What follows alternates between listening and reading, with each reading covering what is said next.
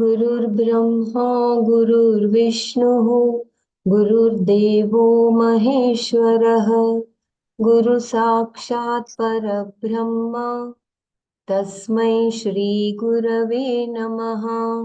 अखण्डमण्डलाकारं व्याप्तं येन चराचरं तत्पदं दर्शितं येन तस्मै श्रीगुरवे नमः। श्रुतिस्मृतिपुराणानाम् आलयं करुणालयं नमामि भगवत्पादं शङ्करं लोकशङ्करम्। ॐ सहनाववतु सहनौ भुनक्तु सह वीर्यं करवावहै तेजस्विनावधीतमस्तु मा विद्विषावहै। ॐ शान्ति शान्ति शान्तिः। नारायणं नमस्कृत्य नरं चैव नरोत्तमं देवीं सरस्वतीं व्यासं ततो जयमुदीरयेत्। ॐ श्री परमात्मने नमः। श्रीमद्भगवद्गीता पञ्चदशोऽध्यायः। श्रीपुरुषोत्तमयोगः। श्रीभगवानुवाच ऊर्ध्वमूलमधः शाखम् अश्वत्थं प्राहुरव्ययम् छन्दांसि यस्य पर्णानि यस्तं वेद स वेदवित् अधर्षूर्ध्वं प्रसृतास्तस्य शाखा गुणप्रवृद्धा विषयप्रवालाः अधश्च मूलान्यनुसन्ततानि कर्मानुबन्धीनि मनुष्यलोके न रूपमस्येह तथोपलभ्यते नान्तो न चादिर्न च सम्प्रतिष्ठा अश्वत्थमेनं सुविरूढमूलम् असङ्गशस्त्रेण दृढेन चित्वा ततः पदं तत्परिमार्गितव्यं यस्मिन् गता न निवर्तन्ति भूयः तमेव चाद्यं पुरुषं प्रपद्ये यतः प्रवृत्तिः प्रसृता पुराणी निर्मानमोहाजितसङ्गदोषा अध्यात्मनित्या विनिवृत्तकामाः द्वन्द्वैर्विमुक्ता सुखदुःखसंज्ञैर्गच्छन्त्यमूढाः पदमव्ययं तत् न तद्भासयते सूर्यो न शशाङ्को न पावकः यद्गत्वा न निवर्तन्ते तद्धाम परमं मम ममैवांशो जीवलोके जीवभूतः सनातनः मनषष्ठानीन्द्रियाणि प्रकृतिस्थानि कर्षति शरीरं यदवाप्नोति यच्चाप्युत्क्रामतीश्वरः गृहीत्वैतानि संयान्ति वायुर्गन्धानि वाशयात् श्रोत्रं चक्षुः स्पर्शनं च रसनं घ्राणमेव च अधिष्ठाय मनश्चायं विषयानुपसेवते उत्क्रामन्तं स्थितं वापि भुञ्जानं वा गुणान्वितं विमूढानानुपश्यन्ति पश्यन्ति ज्ञानचक्षुषः यतन्तो योगिनः शयनं पश्यन्त्यात्मन्यवस्थितं यतन्तोऽप्यकृतात्मानो नैनं पश्यन्त्यचेतसः यदादित्यगतं तेजो जगद्भासयतेऽखिलं यच्चन्द्रमसि यच्चाग्नौ तत्तेजो विद्धि मामकम् कामाविश्य च भूतानि धारयाम्यहमुपसा पुष्णामि चौषधिः सर्वाः सोऽभूत्वा रसात्मकः अहं वैश्वानरो भूत्वा प्राणिनं देहमाश्रितः प्राणापानसमायुक्तः पचाम्यन्नं चतुर्विधं सर्वस्य चाहं हृदि सन्निविष्टो मत्तः स्मृतिर्ज्ञानमपोहनं च वेदैश्च सर्वैरहमेव वेद्यो वेदान्तकृद्वेदविदेव चाहम् द्वाविमौ पुरुषौ लोके क्षरश्चाक्षर एव च क्षरः सर्वाणि भूतानि कूटस्थोऽक्षर उच्यते उत्तमः पुरुषस्त्वन्यः परमात्मेत्युदाहृतः यो लोकत्रयमाविश्य बिभर्त्यव्यय ईश्वरः ॐ तत्सत् सर्वं श्रीकृष्णार्पणमस्तु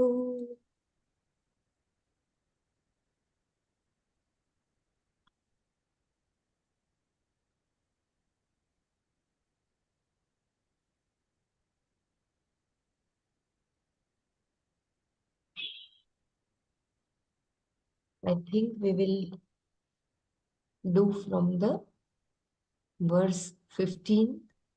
Kindly guide me. We were in doing the verse 15, right?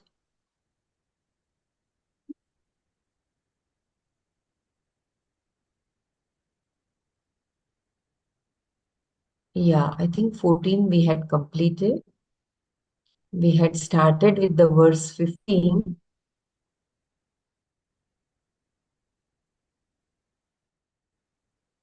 as the self in all the hearts. Okay.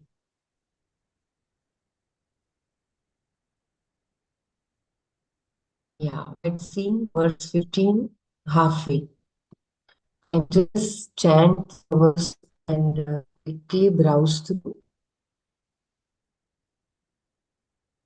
सर्वस्य चाहं हृदि सन्निविष्टो मत्तः स्मृतिर्मपोहनं च वेदैः सर्वैरमेव वेद्यो वेदान्तकृत् वेदविदेव च And I have entered the hearts.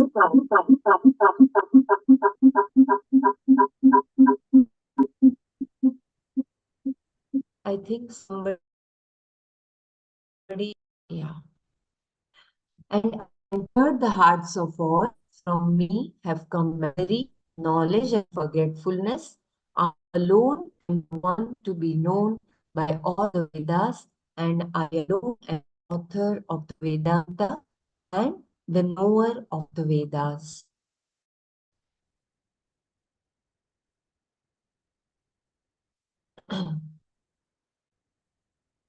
So we had seen, I will read the last paragraph which we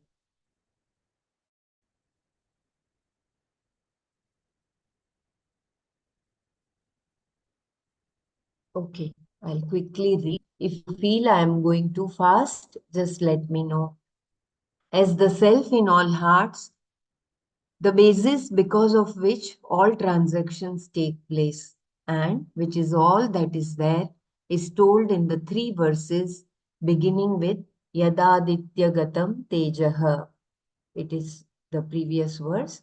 The Lord says, I am the brilliance in the sun, I am the light in the moon, and I am the Tejas in the fire. I sustain the earth by my power, and I am the one who fills up the entire plant kingdom with the nourishing nutrients. Therefore, I become the food. Again, I am the digestive fire endowed with prana and apana. Since food is Bhagwan, the food-born body and the external world are also Bhagwan. What is left out? Nothing. Everything is Bhagwan. In this verse, he says, in the hearts of all I have entered. Sarvasya cha aham hridhi sannivishtaha. He has already said that he is the Kshetrajna, the Atma, in the minds of every living being. He is the one who obtains, having entered Sannivishta as the Atma, In Taittiriya Upanishad, it is said, Tat Shritva Tadeva Pravishat.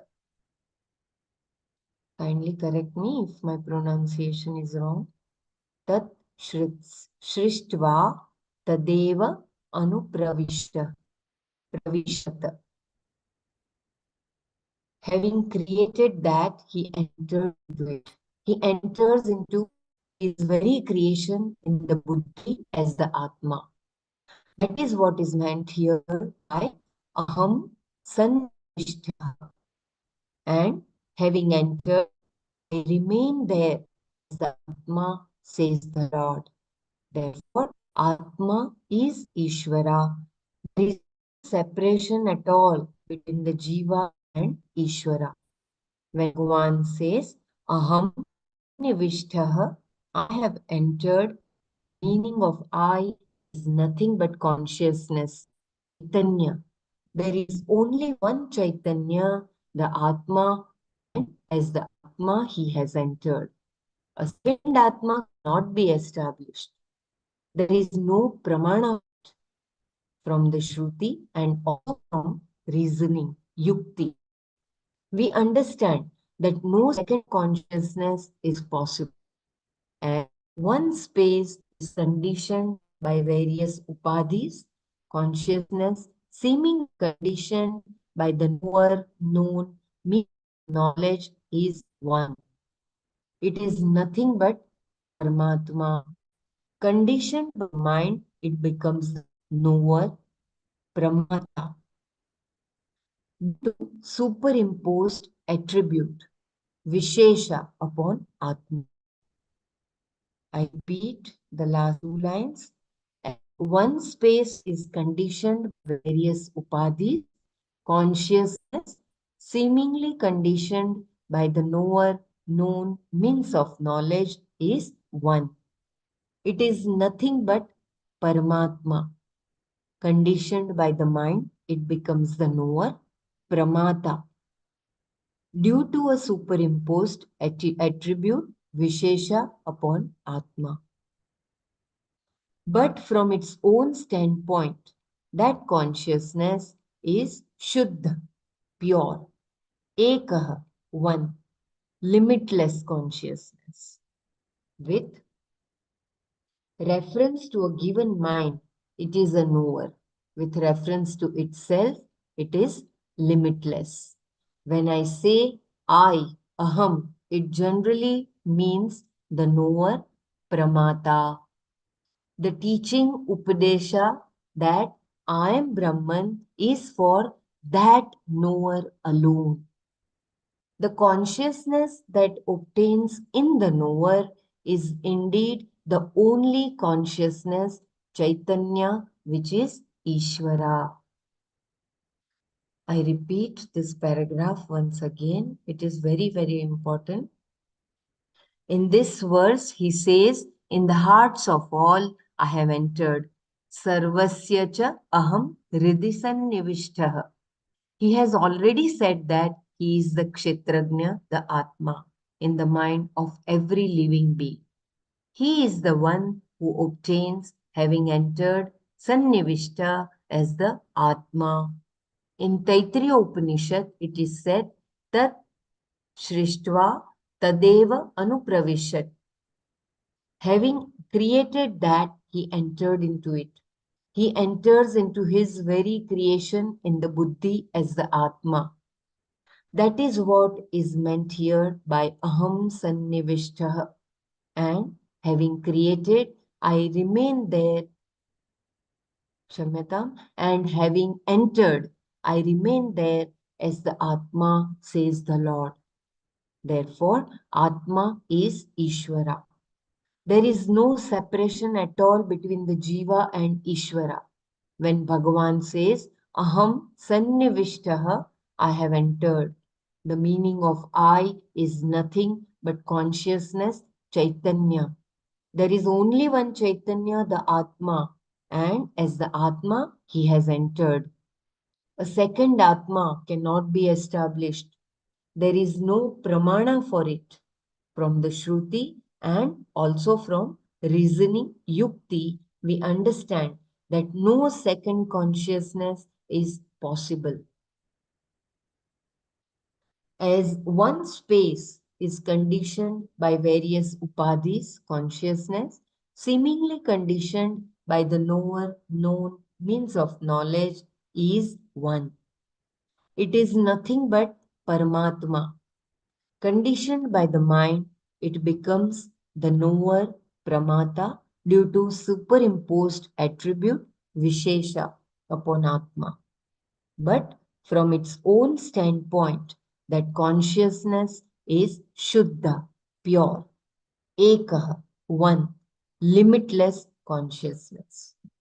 With reference to a given mind, it is a knower. With reference to itself, it is limitless. When I say aham, it generally means the knower, Pramata, the teaching, Upadesha, that I am Brahman, is for that knower alone. The consciousness that obtains in the knower is indeed the only conscious Chaitanya, which is Isha.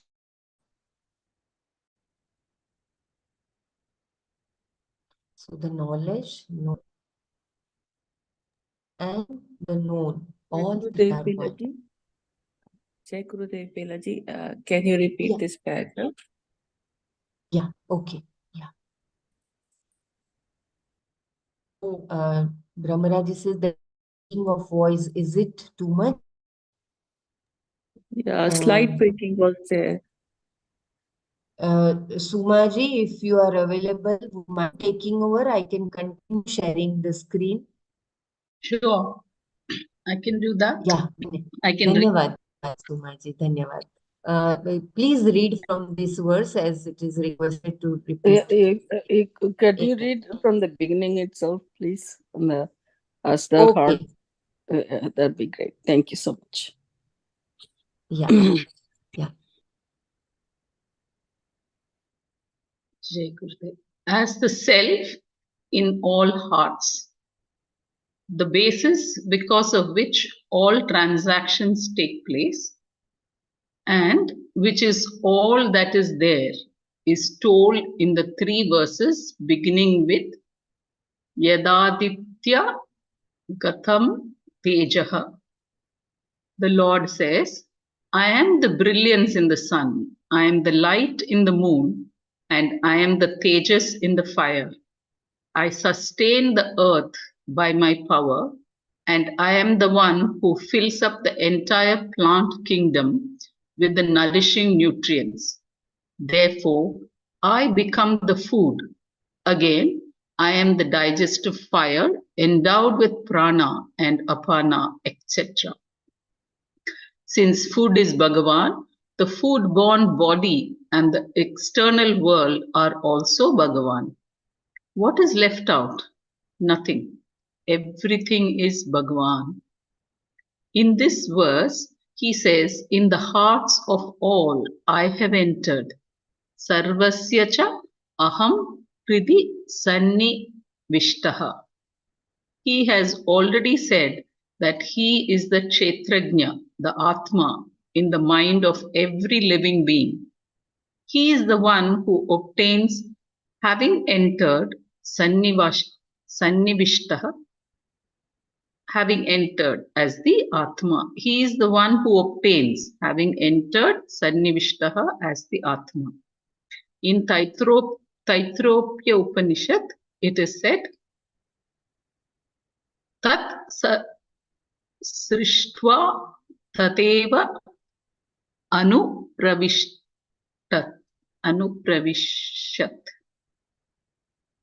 Tat Srishtva Tateva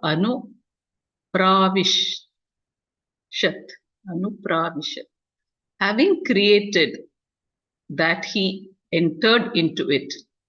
He enters into his very creation in the buddhi as the Atma. That is what is meant by here by aham sannivishtaha. and having entered, I remain there as the Atma, says the Lord. Therefore, Atma is Ishvara. There is no separation at all between the Jiva and Ishvara. When Bhagavan says, Aham Sannivishtaha, I have entered, the meaning of I is nothing but consciousness, Chaitanya. There is only one Chaitanya, the Atma, and as the Atma, he has entered. The second Atma cannot be established. There is no pramana for it. From the Shruti and also from reasoning Yukti, we understand that no second consciousness is possible. As one space is conditioned by various upadhis, consciousness, seemingly conditioned by the knower known means of knowledge, is one. It is nothing but Paramatma.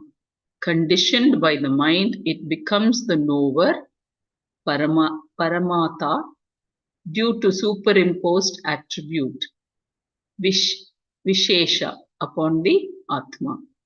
But from its own standpoint, that consciousness is Shuddha, pure, Ekaj, Eka, one, limitless consciousness. With reference to a given mind, it is a knower. With reference to itself, it is limitless. When I say I, Aham, it generally means the knower, Pramata, the teaching, Upatesha, that I am Brahman, is for that knower alone. The consciousness that obtains in the knower is indeed the only consciousness, Chaitanya, which is Ishvara.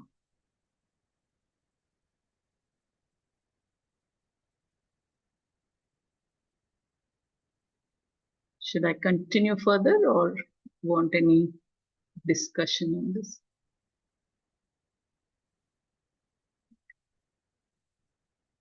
From me alone are memory, knowledge, and forgetfulness. Without this consciousness, there is no knower at all, and therefore no knowledge. Thus he says, from me is knowledge. Matha Jananam. Mattaha Jnanam. Yeah, Mattaha Jnanam. From me, the Atma alone, knowledge is possible. Without Chaitanya, there is no knowledge. Further, the particular possibility of knowing a given object is all an expression of Maya. Further, the particular possibility of knowing a given object is all an expression of Maya, and therefore, from Ishvara alone is the faculty of knowing. Wow. We can look at it in two ways. The first is from me, Chaitanya Atma, who is Ishvara, with Maya as Upadhi, is this knowledge.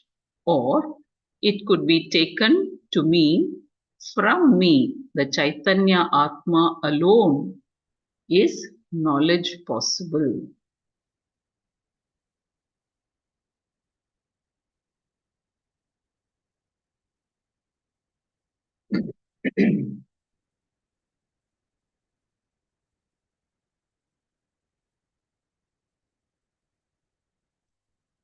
Is this clear to everyone?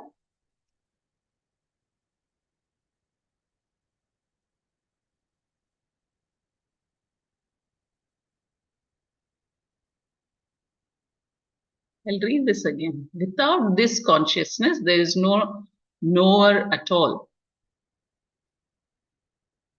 Understood that. And therefore, no knowledge. Thus he says, from me alone is knowledge. Mattaha jnanam. From me, the Atma alone, knowledge is possible. Without Chaitanya, there is no knowledge. Okay. Further, the particular possibility of knowing a given object is all an expression of Maya. And therefore, from Ishvara alone is this faculty of knowing. We can look at it in two ways. The first is from me, Chaitanya Atma, who is Ishvara, with Maya as Upati, is this knowledge, or it could be taken to mean from me, the Chaitanya Atma alone is knowledge possible. Yeah. Basically, you're saying that without Chaitanya, there is no knowledge. This is the only one giving the knowledge. It could be two ways, which is one is Chaitanya Atma, who is Ishvara with Maya's Upati, or Chaitanya Atma alone is the knowledge possible. It's either way, it's coming from me, meaning Bhagavan, right? Yes. Yeah. So without this consciousness, no knower at all, meaning, yeah, without that, nobody is going to know anything, no knowledge. So everything they put it in negative, but only because of the consciousness, this knowing is happening. So, Mattaha Jnanam is me is the knowledge. From me is the knowledge, is knowledge. So that's what it is. I don't know, anybody else has anything to say?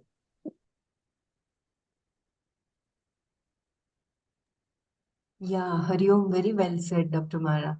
It is like he has entered as Buddhi in previous explanation, Swamiji said. And through that expression of Maya, he gets different names and forms. So Swarupa may be different, but the Swabhava is the same, that Sat Chitananda.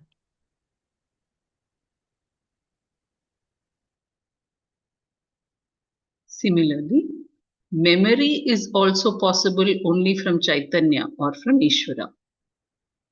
From the standpoint of the faculty of remembering, it is Ishvara. One more thing, so far, I was wondering about what the knowledge means, right?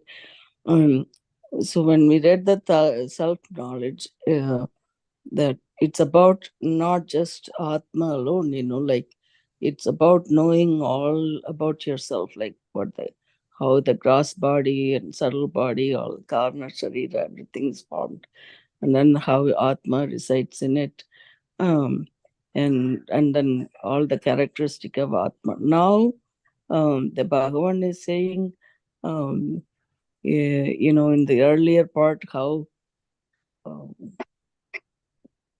the Aswatha tree, he gives the example, and then later on he has entered. Yesterday we read he's the illumination of the sun and the moon and fire, and then he's the sustainer of the world by the gravitational force, and then he's entered in every vegetable, plants and animals, all that, and then he became the food. And so now the knowledge is expanding like that, like he has entered the what is this heart, and the memory and knowledge here is just what we are reading right now. So I just thought I mentioned about this knowledge. It seems like it keep expanding. He says he's the Kshetrajna, all knower. From plant kingdom, now he is going towards the gross bodies and all these things through intellect, memory, forgetfulness. Because that sequence we have seen now, how from Yajna Parjanya, Parjanyat, Anna, Annat. Yeah, Yeah, yesterday, like like that. that digestive fire, and we were reading that Brahma Arpanam, that song was really nice to learn about that. Yeah. Similarly, memory is also possible only from Chaitanya or from Ishvara. From the standpoint of the faculty of remembering, it is Ishvara. From the standpoint of memory, Smriti, it is pure consciousness, Chaitanya. Apohana means forgetfulness. Even this forgetting of memory, Smriti, and knowledge, jnana, Bhagavan says, is due to me, Mattaha.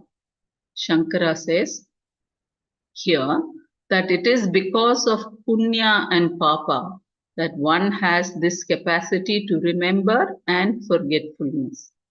If there is punya, you have smriti and jnana. But if there is papa, they are denied.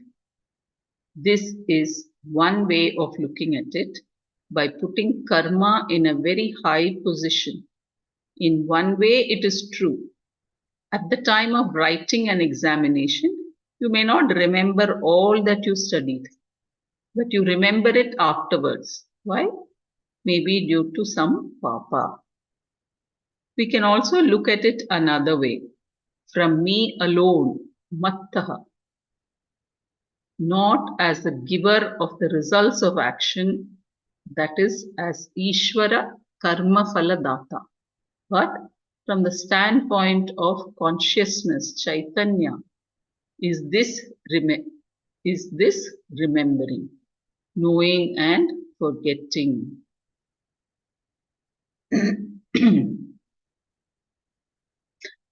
Where is the possibility of forgetting without Chaitanya Atma? If remembrance is also due to Chaitanya Atma, when you say, I forget, it is knowledge. You know that you forgot. You know that something has gone into your head and it is there in your list of known things. And you also know that it is not retrievable right now. Apohana, forgetfulness, is a blessing indeed. Not only this, I would also say apohana, forgetfulness, should be taken as the capacity to bracket all one's ideas and prejudices and keep them under suspension.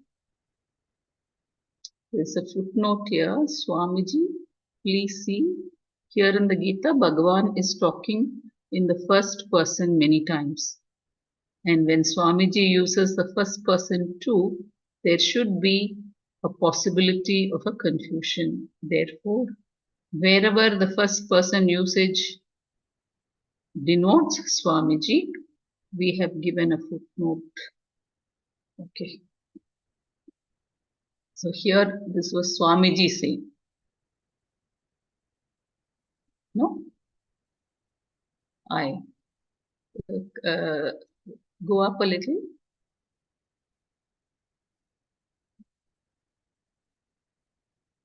Not only this, I would also say, so here, this is Swamiji saying that forgetfulness should be taken as a capacity to bracket all one's ideas and prejudices and keep them under suspension. So that new knowledge can take place. Very nice. In this sense, apohana is one of the greatest blessings. If all that one knows is always remembered, how can one learn anything new? So, apohana is not only forgetting, but the capacity to suspend all ideas and relegate them to the background and keep the mind free. Any new discovery takes place only when one's conclusions can be suspended. How can one otherwise learn something which entirely contradicts what one has been holding all this time? This is particularly important in the study of Vedanta, which has to negate every notion one has about oneself, the world, and God. How can they be negated completely if the old notions occupy one's mind? For new ideas to come, one has to suspend the current ideas. They need not go away, but they should not disturb one's capacity to listen. Various ideas or opinions one has about God, oneself, one's pursuits, Purushartha, all have to undergo a total transformation, and in their place, a new vision has to take place. That is not possible if Apohana is not there. Very nice. In this way, one's capacity to pick up a moment of joy is also not possible without Apohana. If one remembers all one's problems, how can one laugh even for a moment? That one is capable of laughing even for a moment proves the point that one has Apohana. This is the greatest grace of Bhagavan. Otherwise, we would always be under the spell of dukkha. There would be no way of picking up the small joys which make living worthwhile. So, apohana need not be translated only as forgetfulness. It can also mean the capacity to suspend at a given time all one's ideas. In this sense, it is the basis for memory, smriti, and knowledge, jnana. Because without this apohana, they cannot occur. Because of consciousness alone, one is capable of forgetting, and the forgetting mind is illumined by consciousness. Therefore, Bhagavan says, Mattaha smriti jnanam apohanam cha. From me, the consciousness are memory, knowledge, and forgetting. All these, smriti, jnanam, and apohanam, are not possible for an individual without consciousness, the Chaitanya Atma. And there is no Ishvara without Chaitanya Atma. So, from me, consciousness, which is not separate from Ishvara, knowledge is possible, memory is possible, forgetfulness is possible. I am the one to be known through all Vedas. I am the one to be known through all Vedas. By all the Vedas, the one that is to be known is Ishvara. How can we say that? Many things are told in the Vedas, various rituals and deities and so on. By saying, I alone am the one to be known by all the Vedas, Vedaiha Sarvaiha Aham Eva Vedyaha.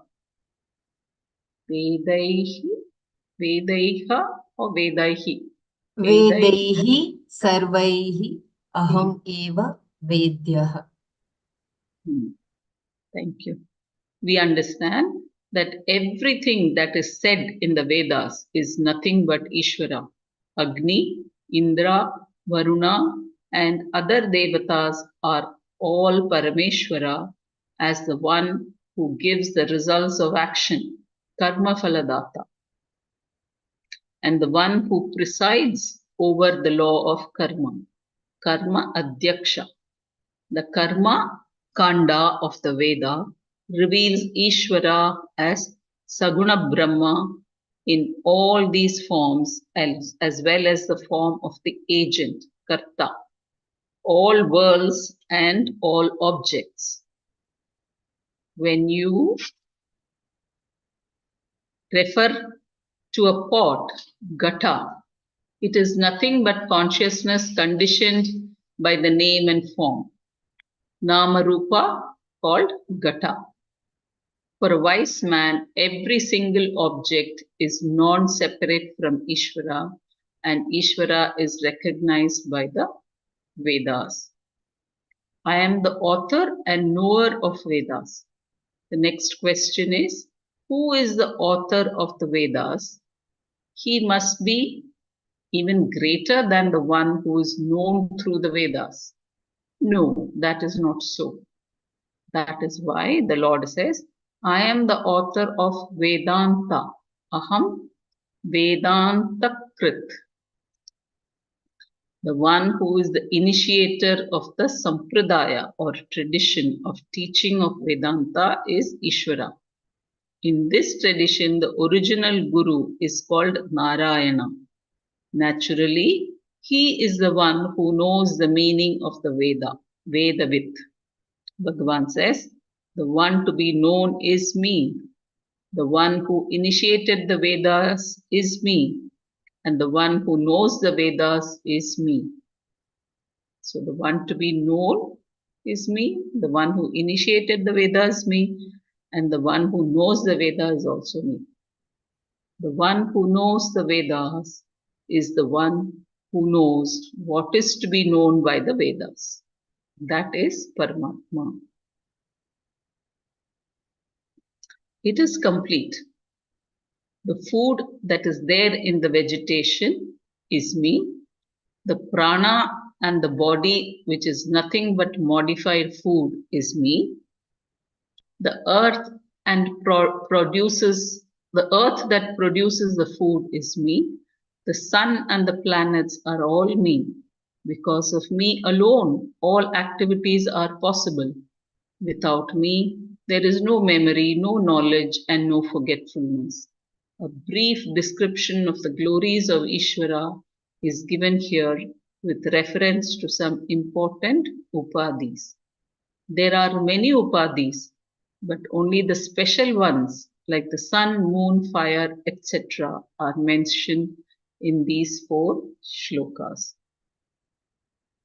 From the same Parameshwara, there are 2 types of upadhis. Sara, that is, that which perishes. Kshara, sorry. From the same Parameshwara, there are 2 types of upadhis. Kshara, that which perishes, and Akshara, that which does not perish.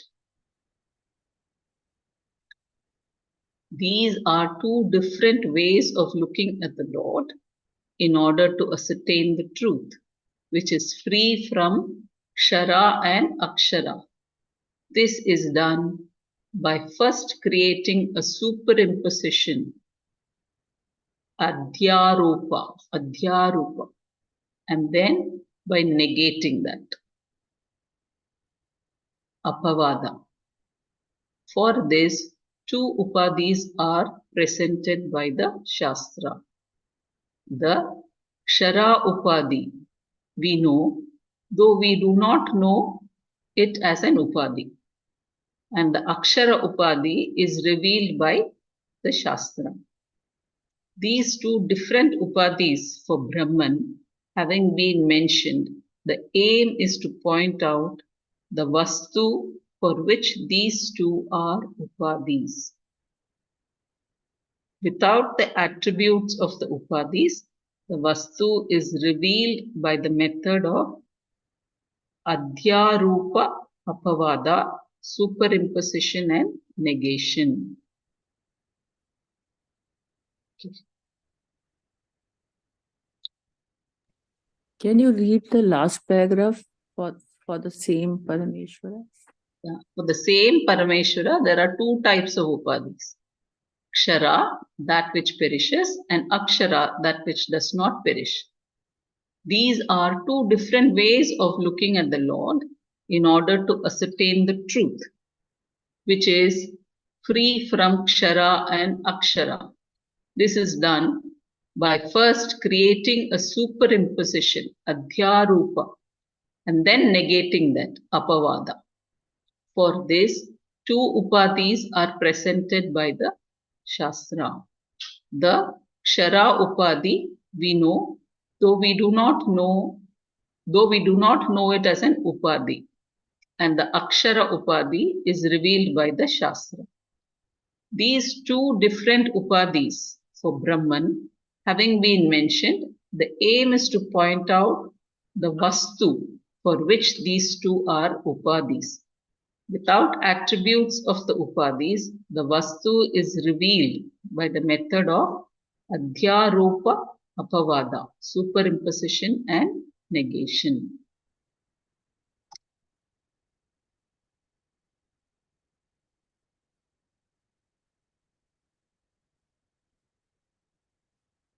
Could you please read the 16th verse? Yeah. द्वाविमौ पुरुषौ लोके क्षरश्चाक्षर एव च क्षरः सर्वाणि भूतानि कूटस्थोऽक्षर उच्यते क्षरः च the perishable अक्षरः एव च and the imperishable द्वौ इमौ पुरुषौ these two persons exist loke in the world sarvani bhutani all beings and elements ksharah are called kshara utastha the changeless aksharah uchyate is called the akshara क्षरः अक्षरः एव च द्वौ इमौ पुरुषौ लोके सर्वाणि भूतानि क्षरः कूटस्थः अक्षर उच्यते these two persons perishable and imperishable exist in the world all beings and elements are called the perishable the changeless is called the imperishable उत्तमः पुरुषस्त्वन्यः परमात्मेत्युदाहृतः लोकत्रयमाविश्य बिभर्त्यव्यय ईश्वरः तु but यः the one who is अव्ययः the changeless ईश्वरः the Lord लोकत्रयम् the three worlds आविश्य has entered Vibharti sustains them. Uttamaha Purushaha, the superior person. Anyaha is the other.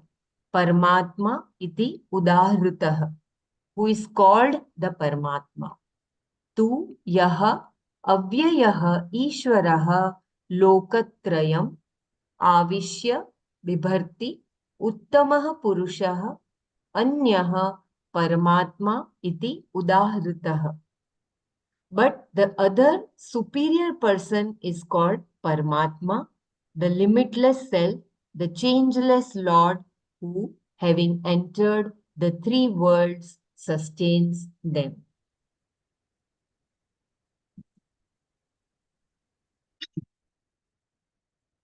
In the first verse, he says there are two Purushas, one that is destroyed, Kshara, and the one that is indestructible, Akshara. In the next verse, he tells us that there is still another one who is Uttama or above these.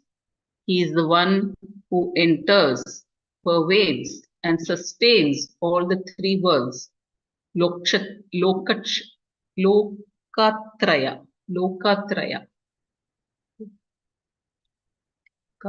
This is Ishvara. Both Kshara and Akshara are sustained by that Purusha who is Paramatma. The Akshara Purusha here is nothing but Maya, the unmanifest, while Kshara is the manifest form of the Jagat. Thus, everything is Purusha.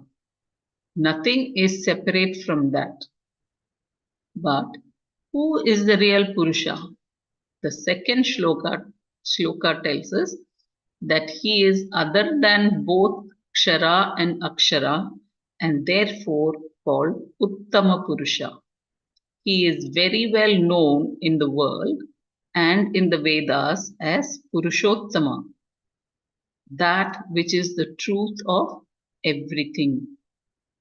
He is Nirguna, without qualities of Kshara and Akshara. Kshara is continuously subject to destruction and finally resolves into the unmanifest, Avyakta Akshara. Then Avyakta undergoes a change to become the manifest, which keeps on changing and finally resolves again into the unmanifest. No, it should be the Avyakta undergoes a change to become the manifest, which keeps on changing and finally resolves again into the manifest. This goes on. One is called Kshara and the other is called Akshara. Whereas Atma sustains both. The basis of both is not subject to the attributes of Kshara and Akshara. Both are superimpositions on Atma, and therefore he is called Uttama Purusha. Why is Atma called Purusha? Because there is nothing separate from Atma, whether insentient matter or sentient. Chaitanya Atma is present in everything. That is why the word Purusha is used. The entire world consisting of the 5 elements and elements, all these physical bodies are only Nama Rupa, and the entire Nama Rupa is nothing but the Purusha. That Purusha is absolutely free from all attributes, is Nirguna. When we talk of the same Purusha with attributes, it can be divided into 2. The one is called Kshara Purusha and the other Akshara Purusha. The one which is Kshara is constantly subject to change and also to getting dissolved into its own cause. From the standpoint of the manifest world, your own physical body or the entire Jagat with the 5 elements like space, etc., it is called Kshara Purusha. Generally, we deal with this Jagat as inert, Jada, but here we are not separating it as something existent, independent of the Vastu, the Purusha. There is no subject that exists apart from Satyam Jnanam Anantam Brahman, the Adhisthana or the cause of everything. That is why the word Purusha is used. The Kshara Upadi, the manifest world, becomes unmanifest, resolving into the cause, the Akshara, and again comes into manifestation. One is subject to dissolution and the other is the cause into which it dissolves.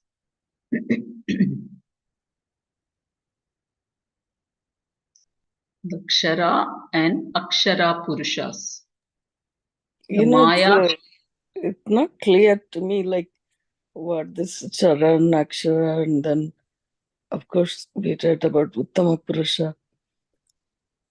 Can you explain, or anybody understood that part? What I understood, Kshara is something that will undergo change, destruction, manifest, dissolve, manifest, goes on into that cycle. And where does it dissolve? It dissolves into the Akshara, the unmanifest cause for the Kshara. So why do we have to have the Shara and Akshara in the first place? Like, then only the samsara continues, no? And Uttama is the one who maintains this samsara until that dissolution time.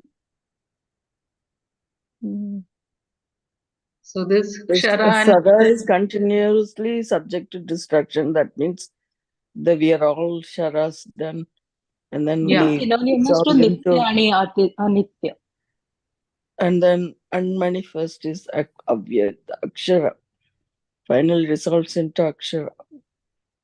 And the avyakta undergoes a change, become a manifest again. That's a cycle. Okay. Yeah. Both are superimpositions on the Atma. So the Whereas akshara is Uttama- also part of the worldly stuff, right? yes. Yeah. But the Maya will part. Hmm. Okay.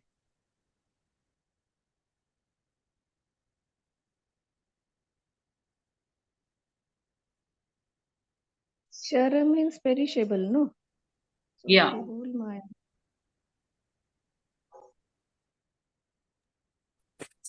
But there's a line mentioned here that the Akshara Purusha. If we say Purusha, then it is here is nothing but Maya. Yes. And there's a line. And the unmanifest Maya or the Shakti, the real power into which everything dissolves, and then from there only everything comes back to existence. Form the Jagat. Manifest form. Yeah. It is like the potential energy and kinetic energy. Kinetic energy is Yeah. the Kshara, keeps on changing. Potential energy is the ability to create, but it is unmanifest. So that is the Akshara Purusha. And why Bhagwan is called Akshara, Uttama? yeah, Akshara is called the Purusha, but like Akshara is called here Purusha, but the Shara is not called Also called Purusha. Purusha. Right? It is called Purusha. You go up It and is see. called Purusha. Yeah, both are called Purushas. Both are But the called Give Purusha. Uttama you, Purusha, okay, Sumaji, can you read one more time that in the first verse, I mean, from the beginning, Yeah, let's, yeah, that may be it clear. Thank you. yeah.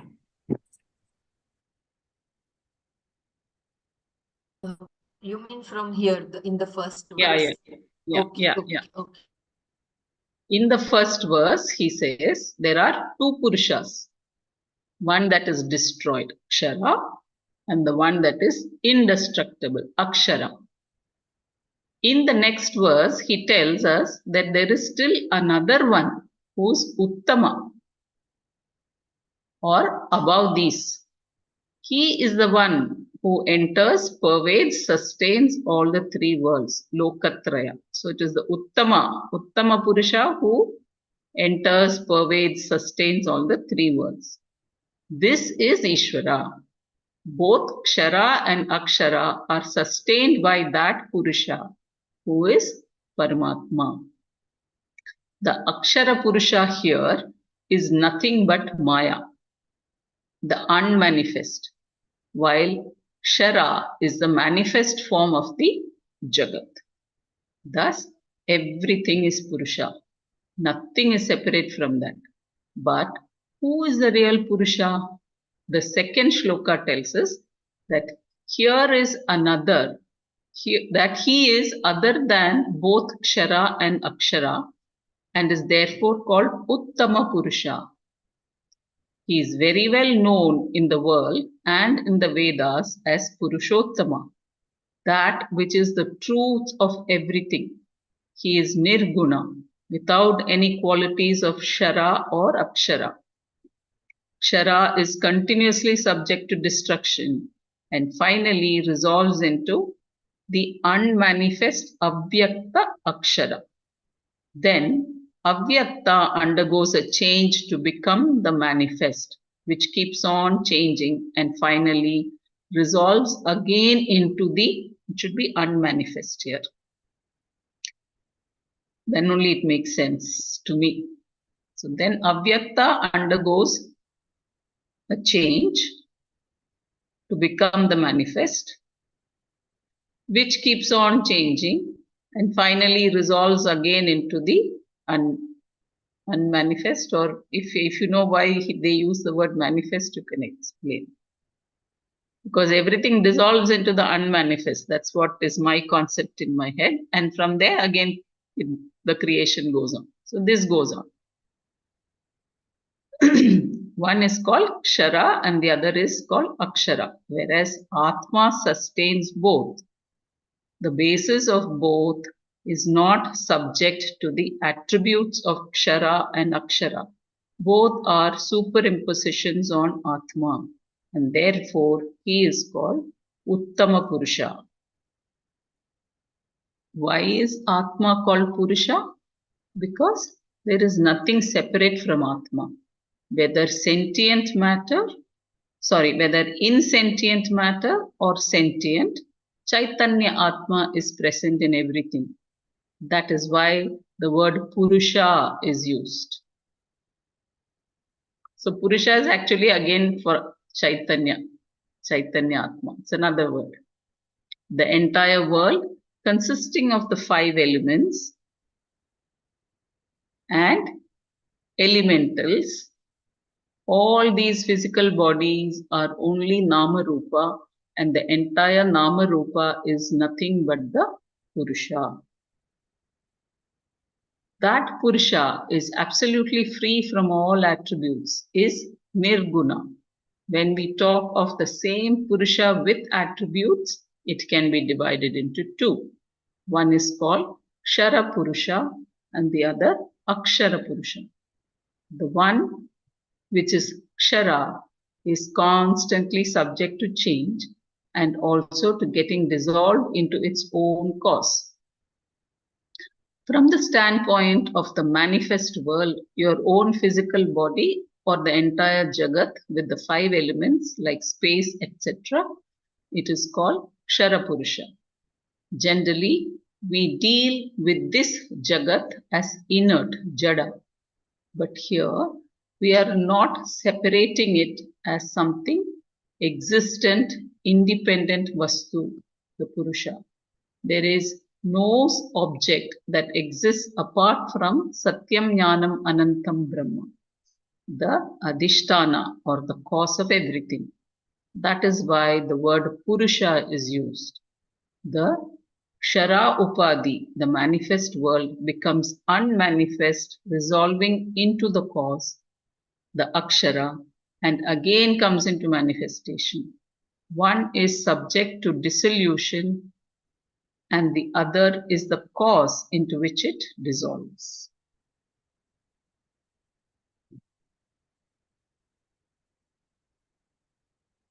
Clear?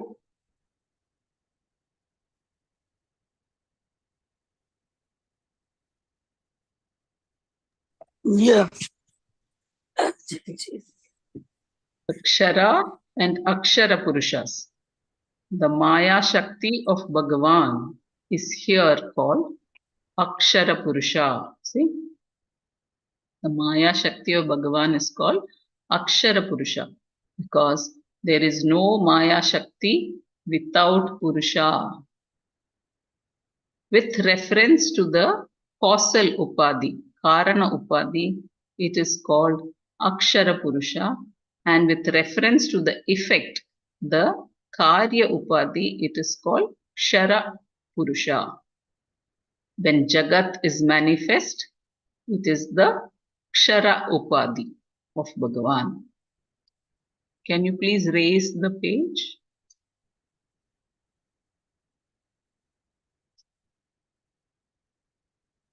Yeah, thank you. Thus, in samsara, there are these 2 Purushas. When the Kshara is not there, that is, the world is not manifest, then it is in the form of Akshara Purusha or Maya. Then it is in the seed, which is the seed for this creation. Maya is the seed for this creation.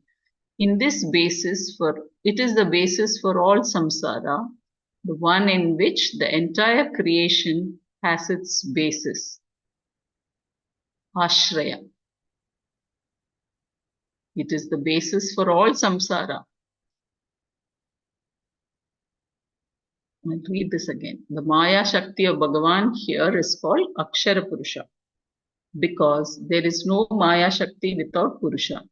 With reference to causal Upati, Karana Upadi, it is called Akshara Purusha, and with reference to the effect, the Karya Upadi, it is called Kshara Purusha. When Jagat is manifest, it is the Karya Upadi of Bhagavan. Thus, in samsara, there are these two Purushas. When the Kshara is not there, that is, the world is not manifest, then it is in the form of Akshara Purusha or Maya, which is the seed for this creation.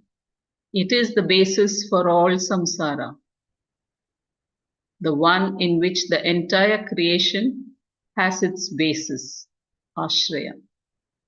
The Kshara Purusha Bhagavan, the Kshara Purusha, Bhagavan says, is all the elements. Sarvani Bhutani, Shankara says. Kshara is all the modifications in creation. From the subtle and gross elements of your body, mind, sense complex is born. From the subtle and gross elements, your body, mind, sense complex is born.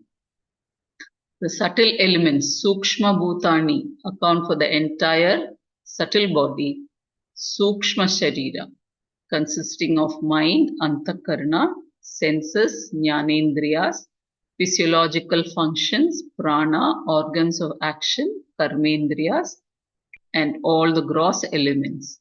Sthula Bhutani account for the physical body, Sthula Sharira. Not only for you, but they account for all. Samasta Vikara Jatam. Samasta Vikara Jatam. Every existent thing, which is but a modification. The Akshara Purusha, on the other hand, is Kutastha. It means like a changeless mass. Rasti, says Shankara. Rasi, says Shankara. The word Kutastha is a technical word usually used for the Atma. Here it is used to indicate something that does not die. The effect, Karya, dies, while the cause, Karana, does not. It is like how the pot dies but the clay does not. So the word Kutastha is used here to refer that Karana that does not die. Therefore, here it has a relative, not an absolute meaning.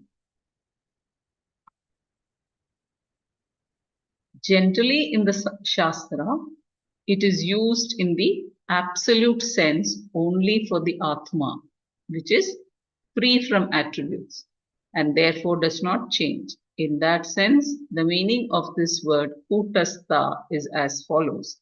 The word Kuta means an anvil, which itself does not undergo any change, but allows all changes to take place on the piece of iron that is kept on it and beaten. Atma is Kutastha because it is immutable like an anvil. Kutatvat tishtati iti Kutastha. That is the Adhisthana Atma, the basis or truth for everything that is Mithya. Another meaning for the word Kutastha is that which obtains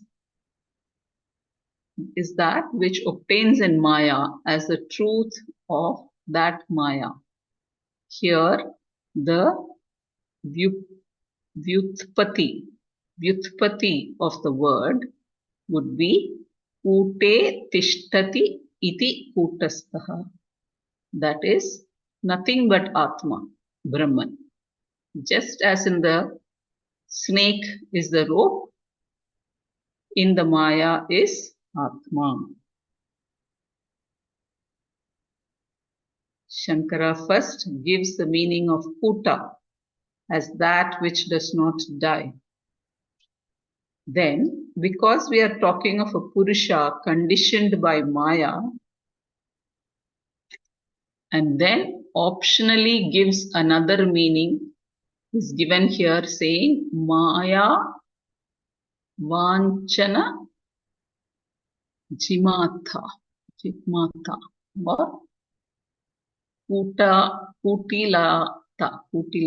Please read this. Maya Vanchana Jigmata or Putilata. All the four words meaning the same. That is deceit. Maya deceives you because it just reverses your vision. Being capable of being various forms, it can confuse you. Shankara then makes a note that this seed of samsara can go into a state of unmanifestation, but it does not come to an end. It can again manifest and again resolve into the unmanifest. Just as in deep sleep, your awareness of the body, mind, sense complex, your individuality and the world are dissolved. Then you create the dream world. You are in the form of the dream world. This is called Kshara Swarup, Kshara Purusha.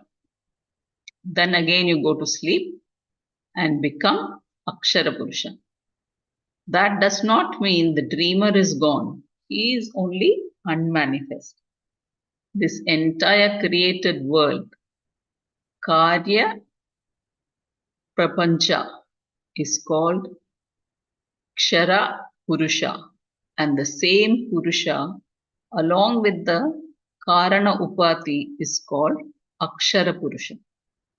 Both Karya Upadi and Karana Upadi are nothing but an Adhyarupa, superimposition upon the Purusha, seemingly qualifying the Purusha with their attributes. If this is the setup, then who is the Purusha? When we negate anything that is superimposed, what is left is Purusha. From the standpoint of the two Upadi, Purusha is two. But then if you negate both the Upadis, then there is only one Purusha. I'll just read this much and we'll stop for today. Here the methodology of Adhya Rupa Apavada is directly used. This method of teaching is to prove that the same Purusha continues to be Purusha while there is nothing in the whole Nama Rupa which is independent of it. In this, the cause, Karana, of everything and at the same time has not undergone any change whatsoever. The Upadesha is always given by using the method of Adhyarupa Apavada. Those who know what it is all about use it consciously, creating a setup and then negating it. Here, the Kshara Akshara Upadi was pointed out in the next verse. The Purusha free of Upadi is shown.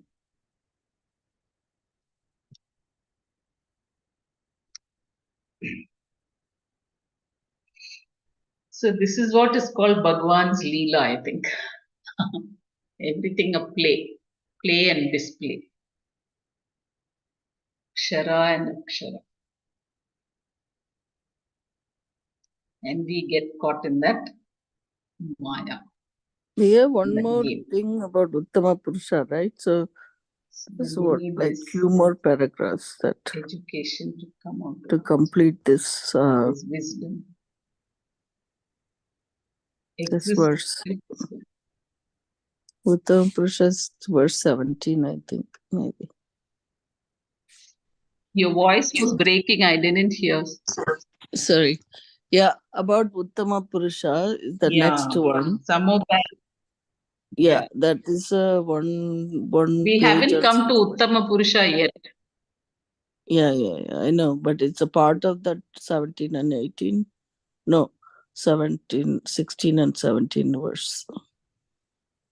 Mhm. Okay, that's fine. We'll have to read it tomorrow then.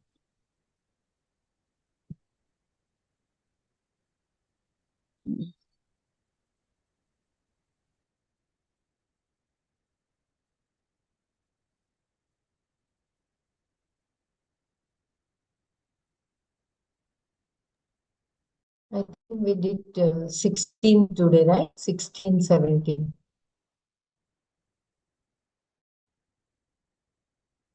Yeah. Dvavimau Purush. Yeah. But it wasn't completed, the 17, I think. Yeah. So Yeah. the verse 16 only we will just see. Dvavimau Purushau Loke Ksharaschaksara eva cha Kshara Sarvani Bhutani Kutastho Uchyate. These two persons, the perishable and the imperishable, exist in the world. All beings and elements are called the perishable. The changeless is called the imperishable. And the verse 17, I think we will repeat tomorrow, right? We will read tomorrow, sorry.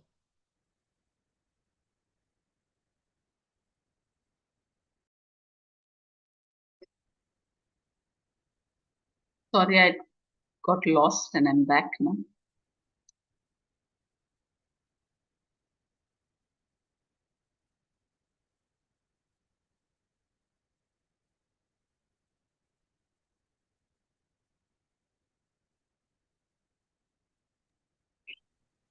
Yeah, Jai Gurudev.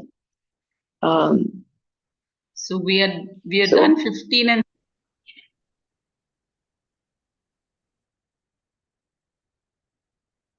So very beautifully, Bhagwan says he's the memory as well as the forgetfulness.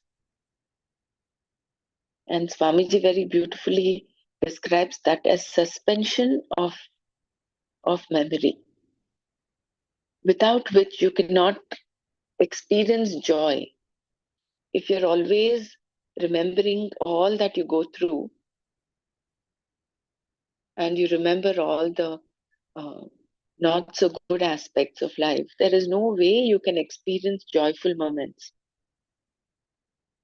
So it is as though this memory of that misery is suspended. That forgetfulness, it's also is Bhagwan. And like Dr. Mara very beautifully pointed out, how every aspect of creation is now being described as Bhagwan.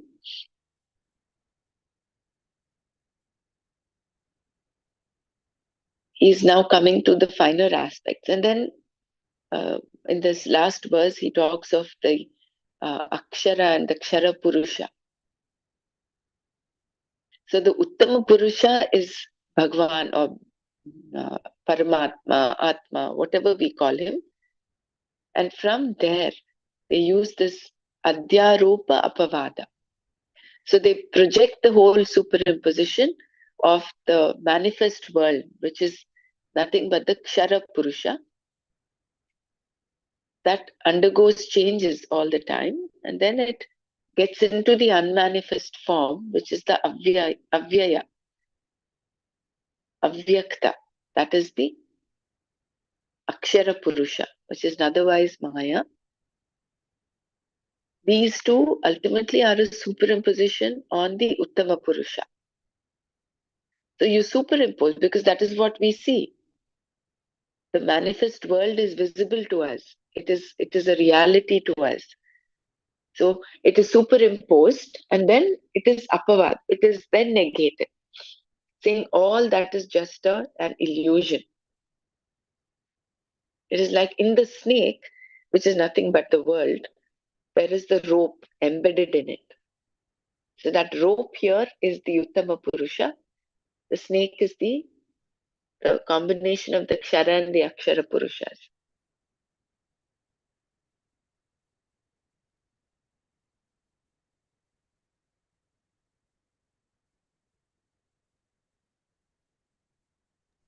So we need that light to be illumined to remove that.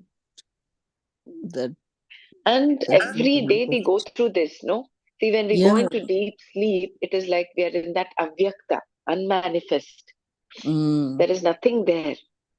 Right. And then we manifest the dream. In the dream, you're there in every aspect of the dream. That Kshara Purusha, the Uttama Purusha is embedded in both the deep sleep as well as the dream.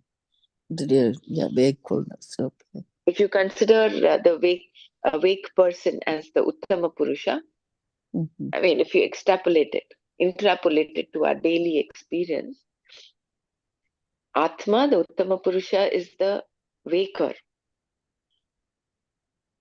And he goes into deep sleep, it is unmanifest. There is nothing that is, nothing is available for his cognition. Everything goes into the unmanifest form. And then he manifests a dream. And in every aspect of the dream, he's there. Whether it is memory, forgetfulness. Yes, also you can compare that like Sthiti, what is that called? Laya Sthiti. I mean, that deep sleep state is resolving into unmanifest, right? Yeah, Deep sleep is recognized is The sleep itself. like the unmanifest form. Yeah, an unmanifest state. Okay. So whatever we are seeing, it will become manifest. Whatever we are not seeing is unmanifest. So that is what the differentiation is, manifest and unmanifest. In the first few, of course, I didn't attend that one, but I was revising it today. The way they compare this world, the tree, Ashwatha tree, the root is on the top and the branch is coming down, and then the secondary root going down the ground. So it's compared that we are entangled with the attachment, that binding thing is, then we are not realizing the root up there on the top. With that, then the leaves were compared with the Vedic hymns and things like that. I'm just saying like that we are not seeing the root, that's like unmanifest, and the root, the branches which are seen, the world of seeing things, like that's a manifest. I'm not sure that that's kind of go there or not.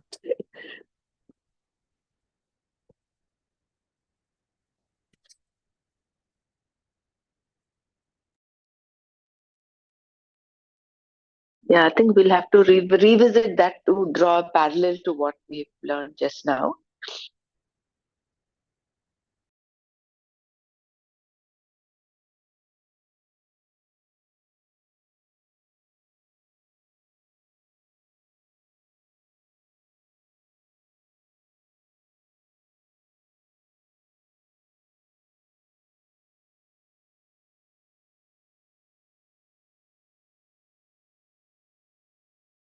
Yeah, also, as you mentioned about the memory, what is that?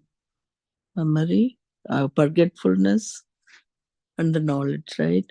So everything is Ishvara. He entered in his faculty of knowing, faculty, the memory, and the forgetfulness also because of the Ishvara. So every sukshma, everything, he's in there. Nothing in our body even works without him. You know, we I think was just it. thinking about Yeah, this forgetfulness. yeah, See, we've been learning the Bhagavad Gita for so long, right. almost 2 years. More In March, than it'll two be two years. Yeah. years. Uh-huh. So, but there are so many things we forget. It's not like we remember everything that we have learned. No. So that is, in a way, you're forgetting your when we're learning it, and there's a little bit of clarity being dawning. There is Mm-hmm. that little knowledge aspect coming up. It is because we have forgotten the confusion that we've had. If we Exactly. continue to remember that confusion, there is no way knowledge can take You will place. get the clarity. Yeah. That That's why clarity. we keep reading that Tattvabodha, Atmabodha, and all that. Yeah, Every time we read, it looks more clearer to us correct. because we didn't have that clarity to begin with. And then Mm, as you read more and more, it mm. becomes It is clearer and only easy. getting finer and finer, no? The way Yeah. Bhagwan is Is bringing it to the finer yeah. aspects. Yeah. It's In a, fact, it when is. I was revising today, I was wondering myself. I kept asking, "What is knowledge? What is he mean by knowing knowledge?" I Mm, mean, all this is knowledge. It's not just that mm. part of it. Not When only we are this, reading. even those virtues that were enumerated in chapter 14, Yeah. chapter 13, Right. Right. amanitvam, Amanitvam. adambitvam, Yeah. ahimsa, kshantirajyavam, all that Mm, is also knowledge. yeah. Knowledge, why? Because you prepare yourself to receive the Yeah. ultimate knowledge Yeah. There is one. with all that.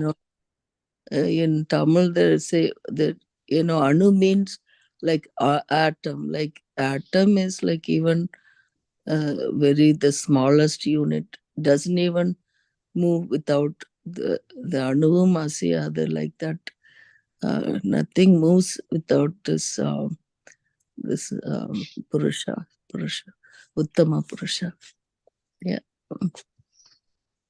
So now everything is here. Very nice. Jai Gurudev, um, today I was wondering if we can, along, of course, we'll not add to it, but maybe after the Maya Panchakam, we can play the Nirvana Shatakam, because that is Nirvana Shatakam it exemplifies this uh, apavada. It is neti neti. See, adhyaropa is you're superimposing the whole thing on Atma, whereas apavada is where you are negating it, saying, this is not me, that is not me. Maybe we can do that tomorrow if it's not readily available. But this has been going on in my mind for the last few days, that Nirvana Shatakam Yes. is, You can play it on the YouTube, right? You can stream it. yeah, yeah. Yeah. Okay. So if there's nobody else wanting to share, we've already reached 6:29. We can close the session today with the Shanti part and then play the videos. Om Loka Samasta Sukhino Bhavantu. Om Shanti Shanti Shanti. Om Tat Sat Shri Krishnarpanamastu. Jai Guru.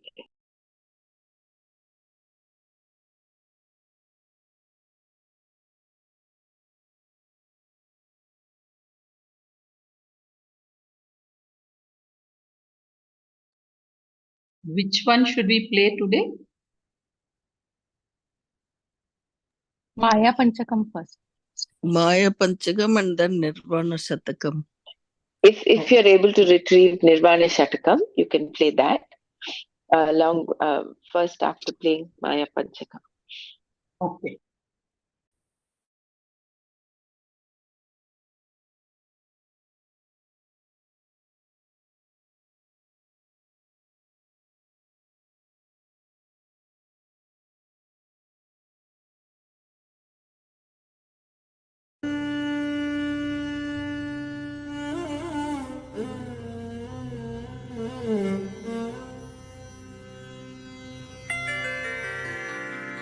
निरुपमनित्यनिरंशकेऽप्यखण्डे मयि चिति सर्वविकल्पनादिशून्ये घटयति जगदीश जीवभेदम् त्वघटितघटना पटीयसी माया त्वघटितघटना पटीयसी माया श्रुतिशतनिगमान्तशोधकानपि अहह धनादिनिदर्शनेन सद्यः कलुषयति चतुष्पदाद्यभिन्ना न घटितघटना पडीयसी माया सुखचिदखण्डविबोधमद्वितीयम् वियदनलादिविनिर्मित्ते नियोज्य भ्रमयति भवसागरे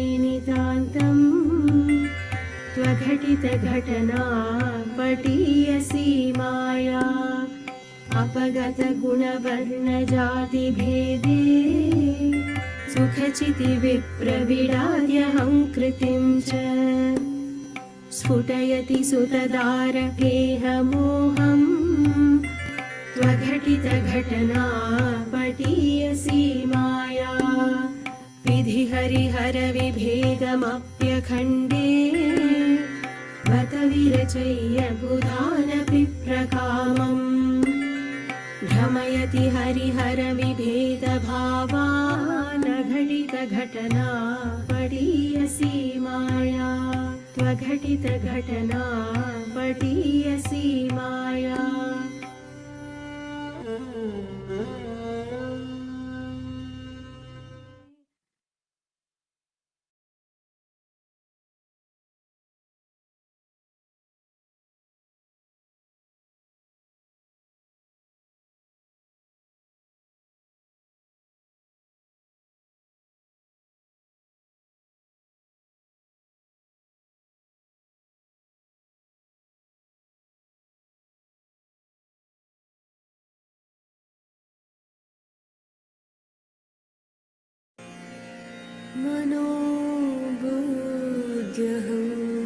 मनोबुद्ध्यहङ्कार चित्तानि नाहम् न च श्रोत्रजिह्वे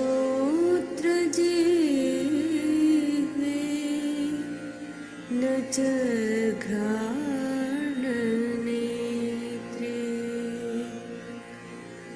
न च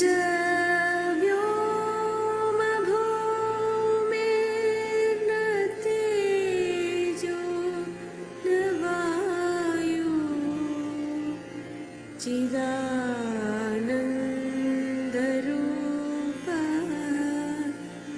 शिवोऽहं शिवोऽहं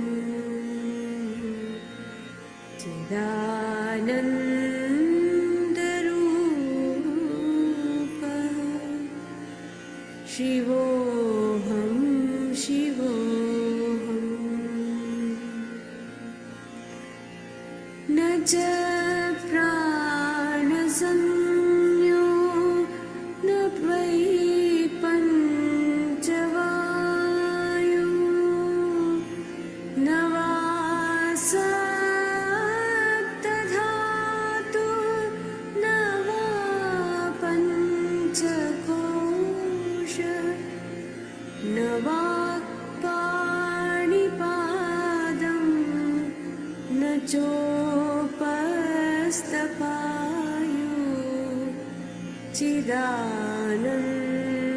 चिदानन्दरूपः शिवोऽहं शिवोऽहं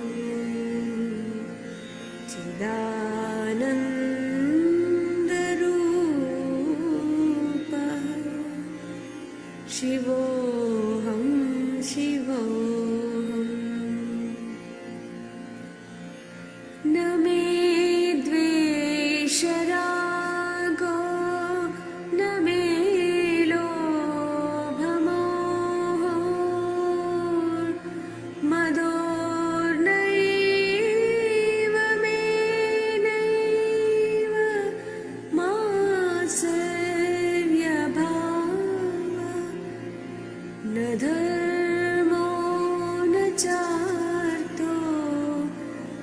कामो न मोक्ष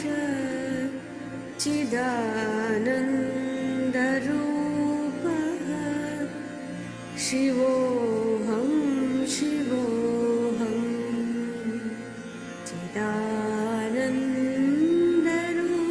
चिदानन्दरूपः शिवोऽहं शिवोऽहम् न पुण्यं न पापं न सौख्यं न दुःखं न मन्त्रो न तीर्थं न वेदा न यज्ञ अहं भोजनं नैव भोज्यं न भोक्ता चिदानन्दरूपः शिवोऽहं शिवोऽहं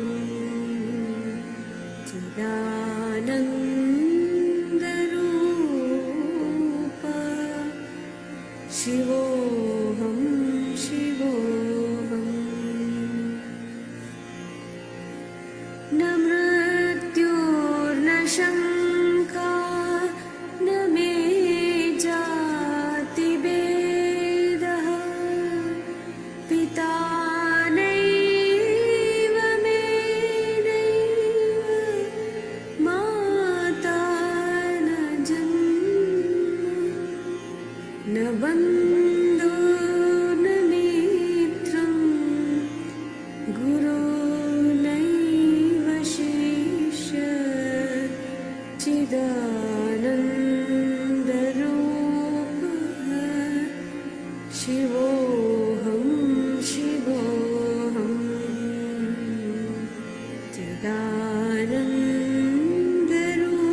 चिदानन्दरूपः शिवोऽहं शिवोऽहम्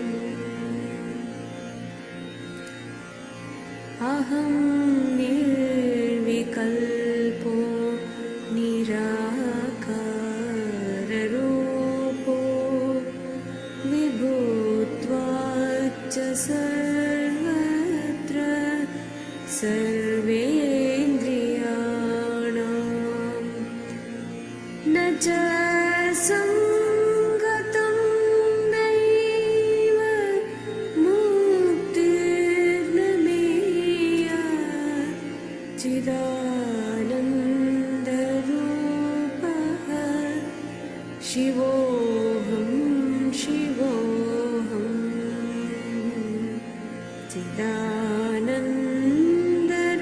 चिदानन्दरूपः शिवोऽहं शिवोऽहं शिवोऽहं शिवोऽहं शिवोऽहं शिवोऽहम्